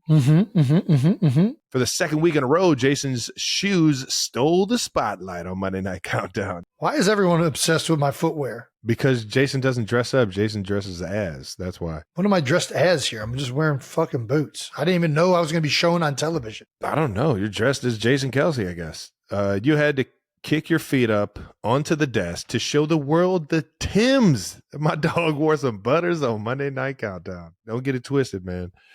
Everybody knew if you lace those things up a height, you were getting fucking smoked. You were getting clowned as soon as you walked through the door. I have since learned that you can't lace up your butters. You just got to be willing to get fucking smoked. It was actually impressive that you got your legs up there. Those must be some stretchy jeans. These were not. Zero stretch.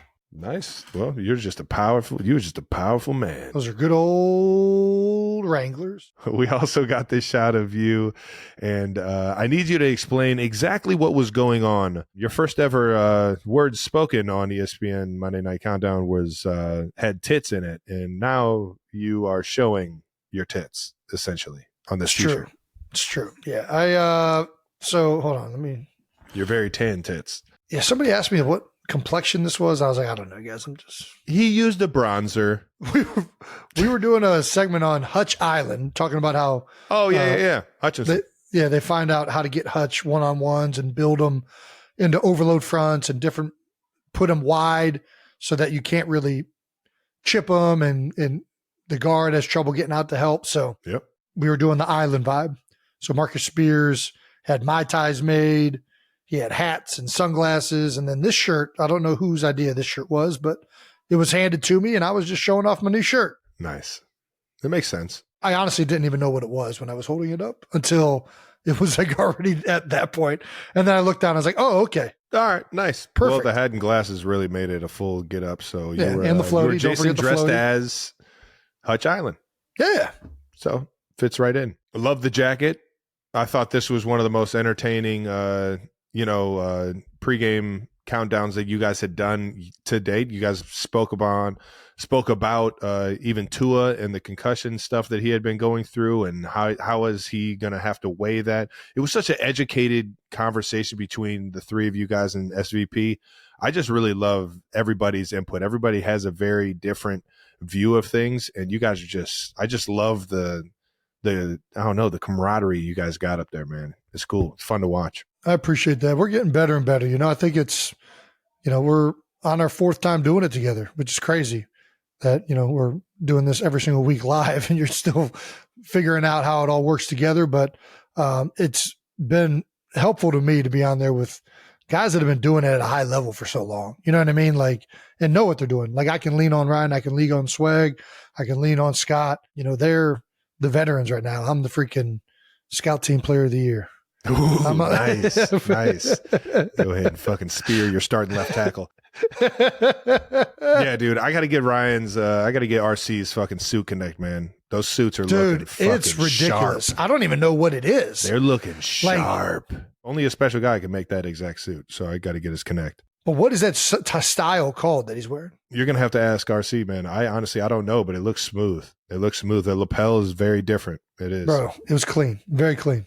All right, let's talk about the rest of the storylines coming out of the NFL from week 4. We're going to start with Eagles go down in Tampa. Do we have to talk about this? We got to talk about this? Oh, yeah. We're definitely talking about this. We're half Eagles, half Chiefs, man. So Bucs 33, Eagles 16. Jason, go ahead and tell us your initial thoughts. I never go into a game not expecting the Birds to win. I always, for some reason, and still going into a game, think the Birds are going to perform well and win the game. That being said, I was nervous going into this game, and I was nervous because we were missing A.J. Brown and Devontae Smith, and we were going up against a coordinator in Todd Bowles, who, when you are missing key players, can take away certain parts of the game if you're one-dimensional. That being said, I was not anticipating us playing so bad on both sides of the football that early. Like, we had 2 3-and-outs, and before we blinked, it was 21-0 in the first half. I think they both sides just really struggled to start the game. Offensively, there were some drops. The runs that we called didn't really work, and we got sacked on one of them, and it just we got off to a really slow start. And then defensively, I just, partially credit to Tampa Bay for really seeing stuff on film and taking advantage of some of the soft coverages that I think we had been playing. And right off the get-go, you just saw Baker ripping the ball into the flat. We had a missed tackle early from my guy Avante, and it just felt like we were giving them a lot of yardage. And then after that, it just was like a cascading event. Like we couldn't stop the run. It felt like we were nervous to go and attack guys. And then it felt like they were just hitting the ball in behind. Like it just felt like they could do whatever they want. It was, and I think they set it up right from the get-go. They knew that was there, and they hit that, and they're like, no, you're going to have to defend this area. And it felt like we just struggled from there. And part of it's like, listen, Baker played out of his mind. He is playing great fucking football. Like, dude, he's playing lights out this year. I know he struggled against Denver last week, but it turns out it looks like Denver's pretty damn good on defense. But, Baker, it just felt like, especially to start the game, he couldn't miss. He was throwing the ball perfectly. My man slays right on the receiver on like a post route, and he just puts it in the perfect spot for a touchdown. He wasn't the dealer. Baker was the freaking pit boss. Like, he was controlling the entire thing. It was impressive to watch, to be honest with you. Yeah. But yeah, we got to play better defensively. I mean, there's no mistake. Like, we got to play better on both sides. I don't want to single out the defensive side. Yeah. Offensively, there were obviously guys missing, so it's kind of easier to understand why they struggled. Defensively, we got to get that figured out. Offensively, we at least got to do better than we did. I mean, we had 0 yards. I forget what the stat line was. At one point, it was like 0 yards to like 250. Like, it was something outrageous. At one point in the first half, the Bucs had 255 total yards of offense while the Eagles had 0. I mean, brother. I don't think I've ever even heard of that. But it happened so fast. Like, this is what it was. We had 3 and outs. And before we knew it, like, it was like that. It was an insane start to the game. I mean, the most one-sided start to a game I've seen in a long time. I mean, you want to talk about an insane stat. I'm like, it's like becoming more like in my head the more I think about it. Like, what the fuck? You guys went down 24-0 in the middle of the second quarter, and we're never able to really get back. But you know how it is. Like, here's the reality. We, on first and second, like, dude, if you're missing A.J. Brown, Devontae Smith, you better be good on first and second down. And on first and second down, we had drops. The runs didn't really hit because Todd was bringing corner cat because he didn't you're bringing corner cat into the run and the safety's coming down. Like, it's going to be hard to run the ball into that look. Yeah. Like, the runs weren't working. We had the passes we did call. Like, we had a couple drops. We ran a screen that I think got dropped or didn't work. We got sacked. You can't be in third and long. You can't be in third and long against a team like that without your best 2 players. It's just going to be dang near impossible. Tough sledding. They were playing cover 1. They're doing pick stunts with the running backs guy. Like, good luck passing off that stunt. I know everybody in Philadelphia is frustrated. I was frustrated watching it. I damn sure know the guys out there were frustrated. Yeah. And pissed. Yep. And one of their biggest leaders, Brandon Graham, actually called a team meeting on the sideline. And I mean, we don't got to talk about it. Everybody knows BG is the heart of that team. He's the heart and soul. He's a guy that's been there for fucking years. BG is still playing at a very high level. Hell yeah, he is. He shouldn't even be playing the amount of snaps he's playing with where he's at in his career, probably. He's doing anything he fucking can to get this team to win. Yeah, he has to, and he knows that. And he's it's early. It's 4 weeks into the year. I still think they have talent to improve things. They have fucking talent. Hell yeah, they fucking have talent. I still think they have a talent to improve things. Vic's been in this league for a long time. He's going to be on these guys to get these things figured out. I know Nick is going to be on both sides of the ball. And, I know everybody's on Jaylen. Obviously, Jaylen didn't play well, but it doesn't sound like anybody really played that great, but that's what I'm saying. I don't want to single out him. The offense struggled, and the offense struggled a lot because of the guys that were out and because they weren't like when they were good on first, second down, they had a couple good drives, but like once they got into those long situations, like it's just going to be hard if you don't have the horses. Yes, it is about AJ and Devontae being like physical freaks of nature and great receivers. It's also just about like chemistry and timing and having reps with guys. Like that's what it's more. We just got Jahan Dotson. Like he has only been here for like a few weeks. Yeah. So like it's just frustrating to watch, and it's hard to execute in those situations. There's no magic formula to fix it other than you just got to go to fucking work and be willing to be your own worst critic. Yeah. To not make it a single fucking excuse and, just go out there and find a way and have a mentality together. Find a way to have everybody on the same fucking page that you guys are going to get this thing done. I think this is going to be a motivating tool for the guys in that building because everybody gives a fuck. Yeah. There's not too many non-competitors in that building. So I expect everybody to figure it out, man. So shout out to the Birds. But the LeBron stat of the game, Jalen Hurts has 43 career regular season rushing touchdowns, tied with Steve Young for the third most rushing touchdowns by a quarterback in NFL history. Only Cam Newton, 75. Holy shit. And Josh Allen have more. Josh Allen already has more. Oh, my God. I think I actually remember hearing that he fucking surpassed him last week or 2 weeks ago. Week 5. Next week, the Eagles are on a bye. Then they come back week 6 at home versus the Browns. How about that? You hate to go into a bye after a game like that, but who knows? Maybe it'll be a nice little fresh start for everybody to come back motivated and ready to fucking rock.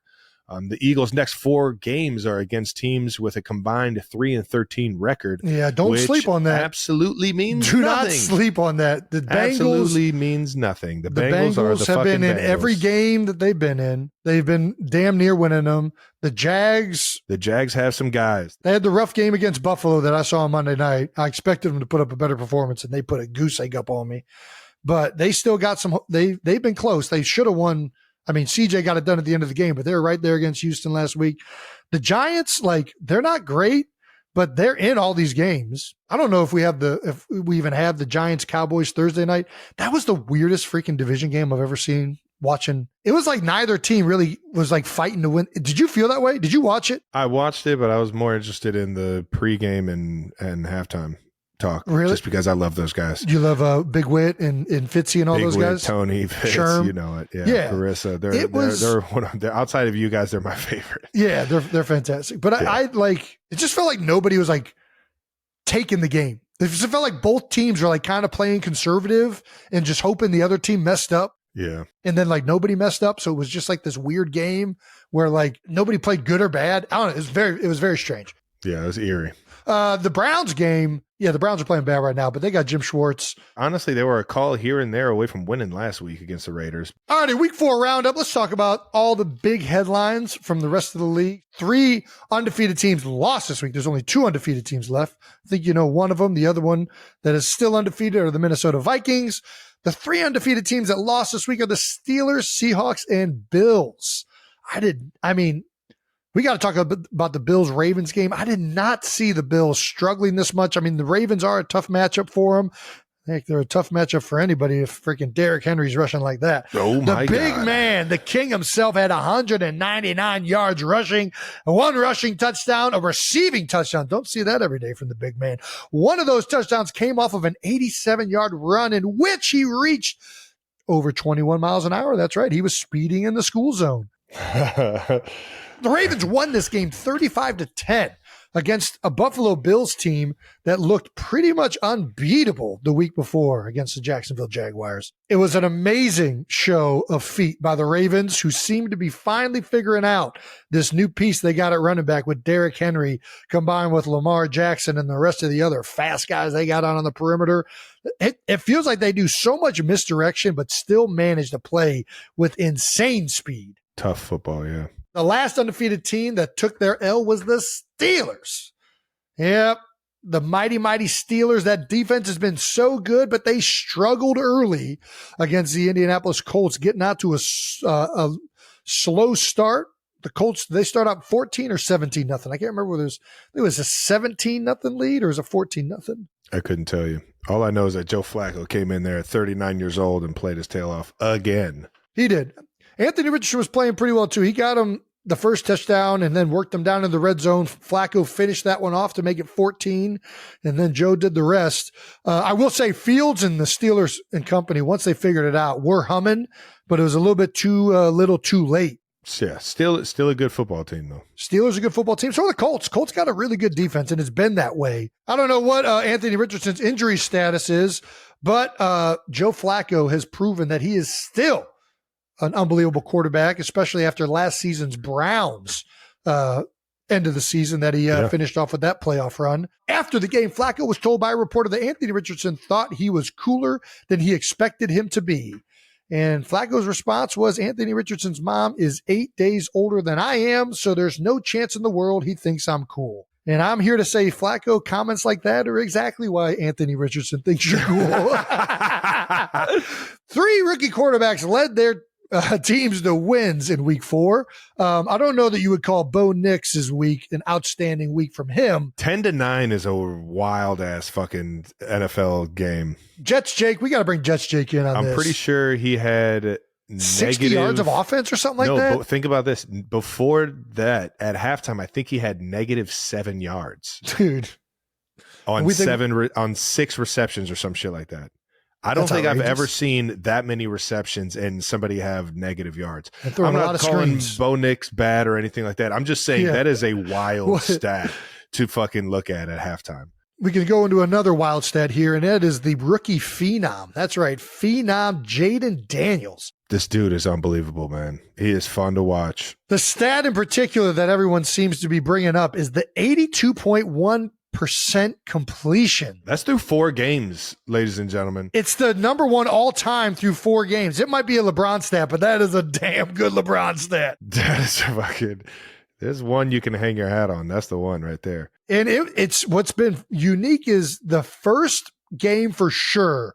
It was all dinking and dunking, and the ball was out quick. And he's still getting that ball out quick. He's got a quick trigger, yeah. But now you're seeing, and part of it might be defenses have seen that, and it's forced them to defend. Reacting to it, yeah. You're seeing him take the shots down the field. You're seeing him make the big throws to McLaurin. And to his receivers' credit, they're making these fucking plays, man. Yeah. They are making big-time plays. Zach Ertz, baby. Zach Ertz. Out there making fucking plays, baby. I was just talking to my boy. They are having fun right now. These last 2 weeks have been a coming-out party for this offense. Cliff Kingsbury has them rolling. Jayden Daniels, man, I don't know if he's going to be the next C.J. Stroud, the next Pat Mahomes, but there's something I like about it. Man. There's something I like about watching it. Like there's a poise, there's a personality, there's an excitement. Yep. Like he's confident. I love watching him play. You used one of my favorite words on Monday Night Countdown. His moxie. Yeah. The fucking moxie. What would Andy call it? What does Andy call it? I don't know. Doesn't he call it like vibrato or what's it? Oh my gosh. Bravado?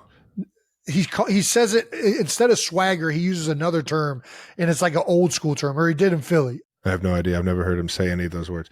Either way, though, man, the guy, he's got the moxie, man, and he's got the bull by the horns over there. Cliff Kingsbury dialing the shit up against his former team. Me? Yeah, you could tell they were taking some good shots. Got the game man. ball. I'm happy as hell for my 2 guys, man. I missed the hell out of these 2 guys, Nicky Allegretti and Andrew Wiley, 2 of my favorite teammates of all time. And you heard Andrew say he's having one of the most fun years of his life playing for that team.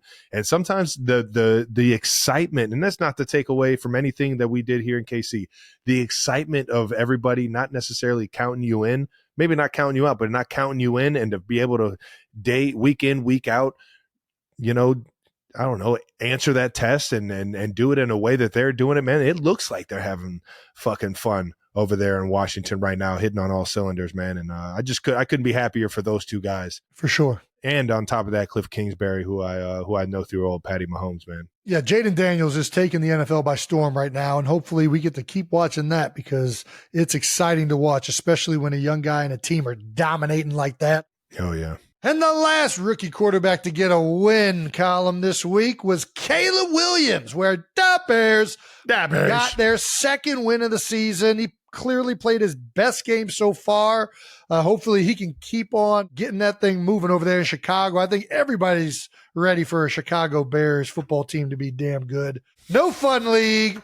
This week we saw another flag for a celebration that really put the No Fun League into perspective. Ridiculous. Jets wide receiver Alan Lazard celebrated a 12-yard reception for a first down with finger guns. Pew, pew, pew, pew, I know we don't want this to be like, NFL players shooting guns and all. I get that. But unless this is so subtle, unless you're like doing it at a defender, it shouldn't be a flag. If you want to fine the guy after the game for doing it, whatever, that's up to the NFL for wanting to protect their league. But I think it is absolutely ridiculous that a guy is on the ground pointing fingers for getting a first down, saying we're going that way, or whatever he might be doing. I just think it's too much, man. It's too much, and it's affecting the game in the wrong way. I get the guy's got to play by the rules and stuff like that, but I don't want to get the NFL on my ass for saying something, but I just think this is too far. No, you're right. It's my Second Amendment. I have the right to bear arms. You don't have the right to shoot at people, though, which is why they should make it taunting if you direct it at a player, an official, a fan. Like if it's directed at somebody, like if it is done to like do anything to a person, taunting. I agree. It should be taunting. But if you're just doing it like, ha, bah, bah, bah, bah, bah, I'm shooting guns up in the sky. What the hell are we doing?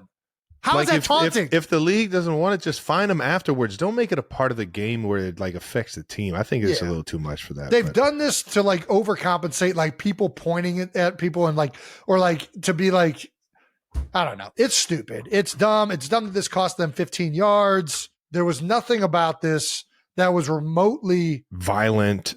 It was playful. Look at him. Okay. He's probably making pew, pew, pew sounds as he does it. Pew, pew, pew. Pew, pew, pew, pew. What was that Kevin Hart? Yeah. Earlier this season, Bengals wide receiver Andre Yoshivas was also fined for a bow and arrow. Yeah, we talked about this one already. Listen, Trav, you've been the king of bow and arrows. I don't do it during the game, thing. I think it's the same thing. You have done it before. You don't do it anymore during the game. No, I've seen you do it as a celebration before when it wasn't a penalty, right? I think it was like 2016 or something like that. They made it a flag. I always thought that was bogus, but I haven't done it in the field of play during the game. I've done it like as I come out of the tunnel and stuff. But does it feel like the league is cracking down on celebrations? No, they've kind of already had these rules. I mean, the like weaponry rule has been in place since what, like 2016 or something like that, or 2019, whenever it went into place. It's not a new rule. Yeah. It's just like people are seeing them and seeing how absurd it is, especially when it's not like there was a guy that did like a full on AK-47 at a guy. Like that one I get. Let's not let a guy AK-47 another player. But like little pew-pews or like a bow and arrow up in the sky that aren't directed at people, I think we can let that slide. Like what happens if you do a slingshot? Is a slingshot allowed? I don't know. I might try it. I might try that one. See if I get fucking 15-yard penalty. What about you can still do a sword? You can come out and do like a little and sheath it. That's allowed, right? A Zorro. What kind of weapons aren't allowed? NFL. I know. Anything can be a weapon. I had to appeal a fine for giving a teammate of mine a Stone Cold Stunner. Did the teammate submit a complaint to HR? No, it was just after a touchdown, and the NFL saw it and said it was a violent act. But the teammate was in on it? Yeah. I'll tell you what, I Stone Cold Stunnered a friend in a bar, and he was not in on it, and he was upset about it. I thought it was like electric. You are fucking ridiculous, though. You will break somebody's fucking back stunnering somebody. There's no like in between. You either go full throttle. Listen, I'm going straight kick to the nuts, get him hunched over, exposed. We're breaking this guy's neck. What an electric move. Shout out the Stone Cold Stunner himself. Steve Austin, the rattlesnake. What's another weapon that we could toe the line with here? What's a I think slingshot and sword. Slingshot sword are pretty good.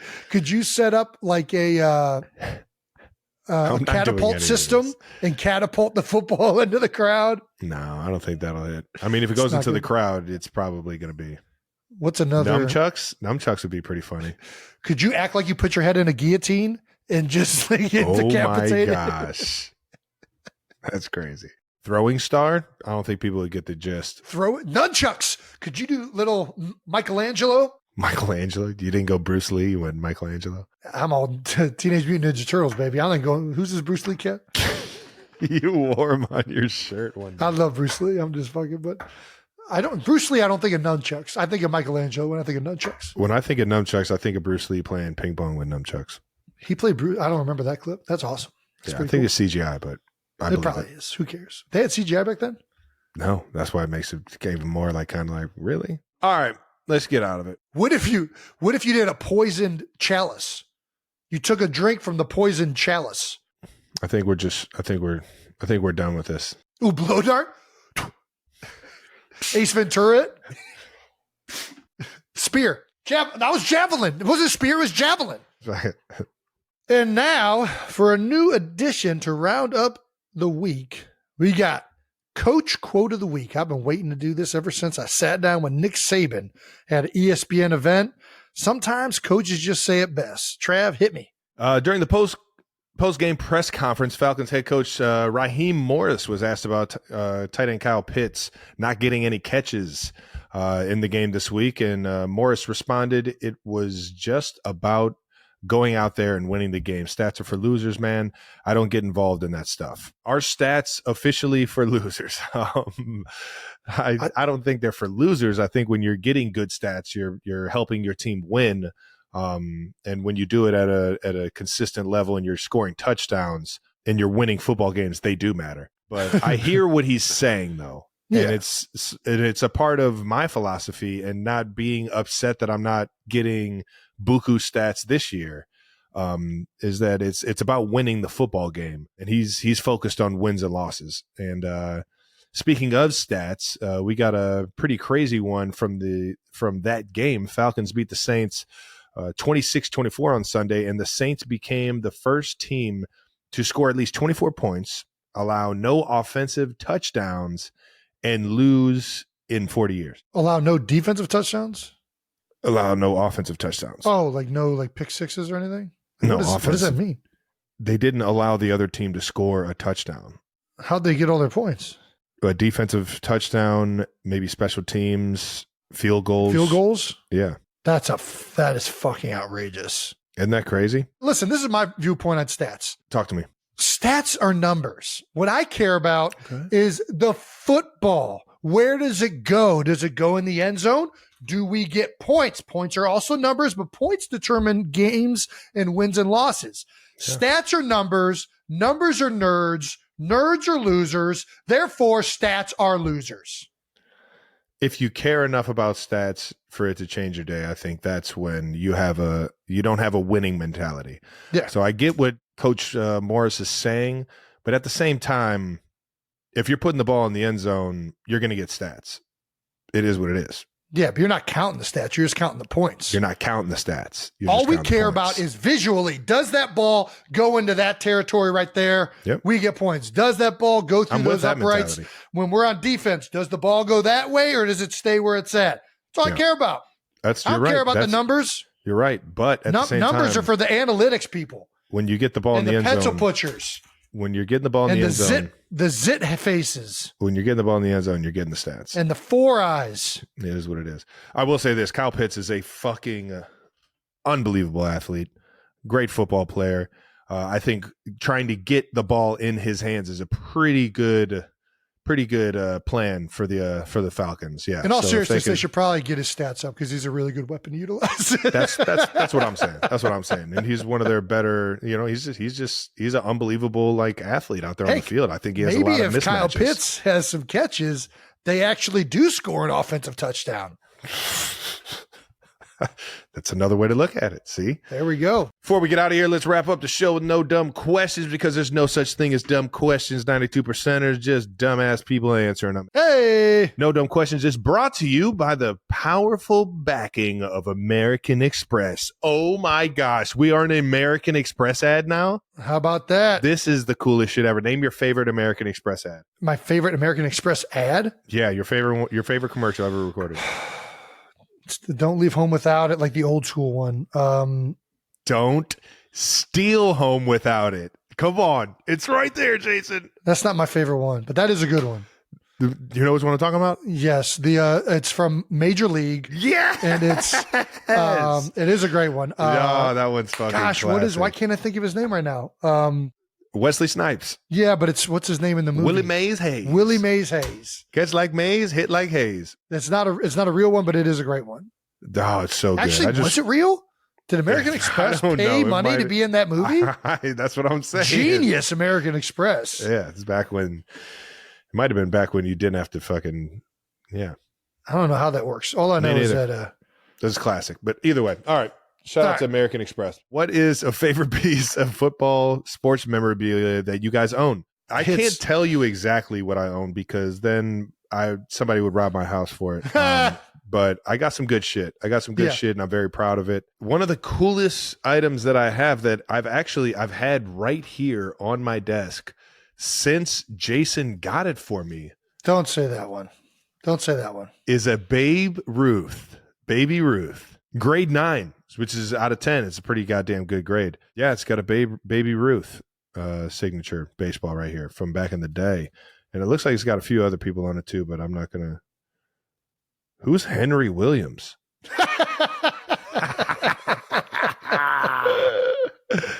Golly, this is pretty fucking good. Who's that on the bottom? Bob Feller? Who's Bob Feller?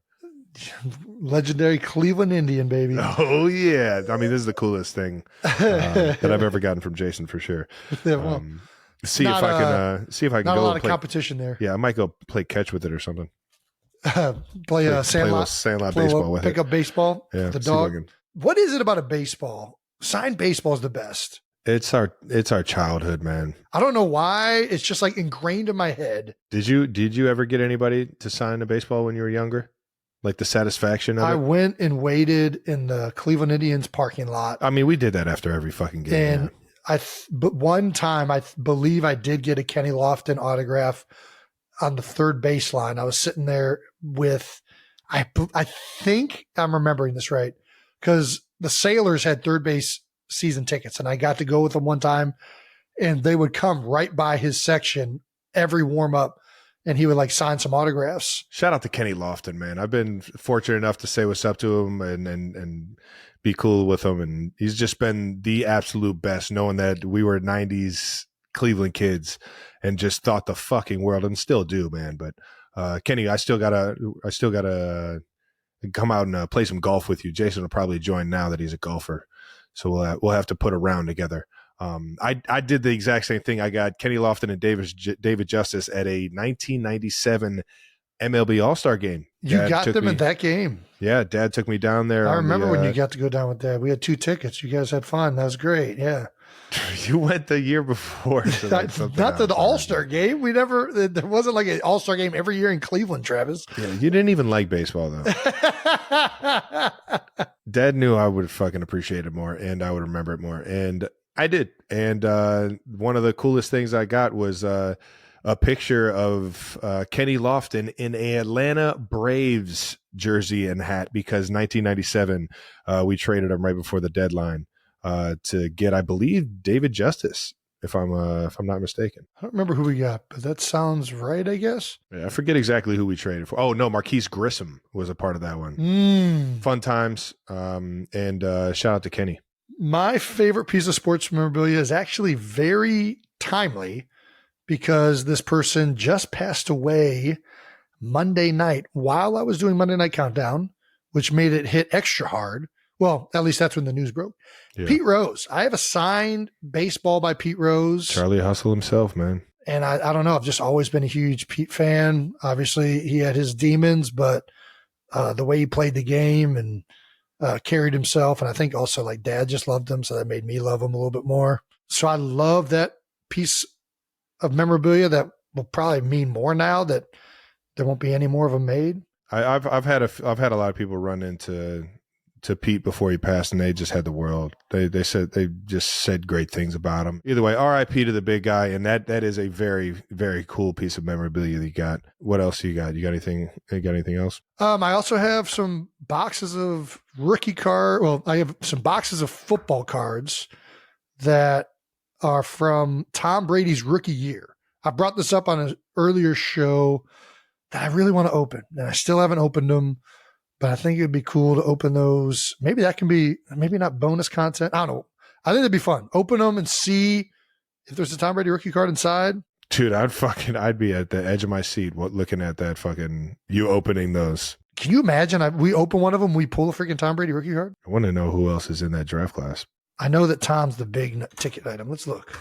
Tom's the big ticket because he was the last big draft? No, he's the big ticket because that's the one that's going for millions of dollars signed and like delivered. What was Tom's rookie year? 01? 2000 draft. Courtney Brown, Cleveland Brown. Hell, 2000 NFL draft. LeVar Arrington, Chris Samuels, Peter Ward, Jamal Lewis, Corey Simon.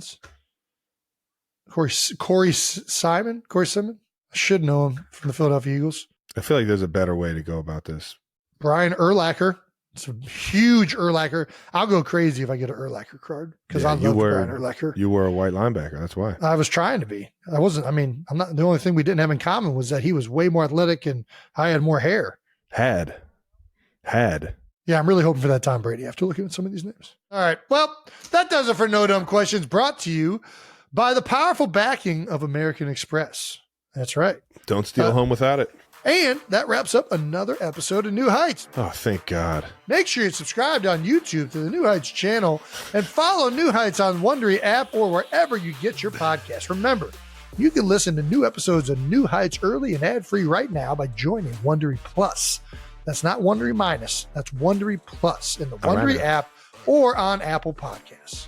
Once again, New Heights, a Wondery show produced by Wave Sports and Entertainment and brought to you by Buffalo Wild Wings. Let's go, Sports Bar. Don't forget to follow the show on all social media at New Heights Show with 1S. Thanks to our production and crew. We love you guys, and I'm sorry that it's just a grind every time we do this. I'm sorry for that. And to our 92%ers for tuning in. We love you guys, man. All of you. Peace.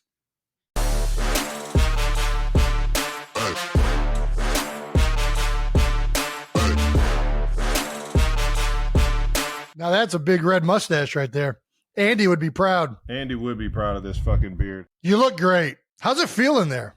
I've always wondered what it feels like in one of those things. I don't want to give away exactly what's underneath the helmet or this big-ass mascot face. What do you mean, give it away? So there's a hockey helmet under here that smells exactly like our hockey equipment. Did you throw any disinfectant on that? Because I guarantee whoever's ever been wearing that has been sweating their ass off. Are you kidding me? Down there in Lubbock, Texas, it's probably been fucking 110 degrees in this thing, just fucking sweating bullets. And it smells exactly like that.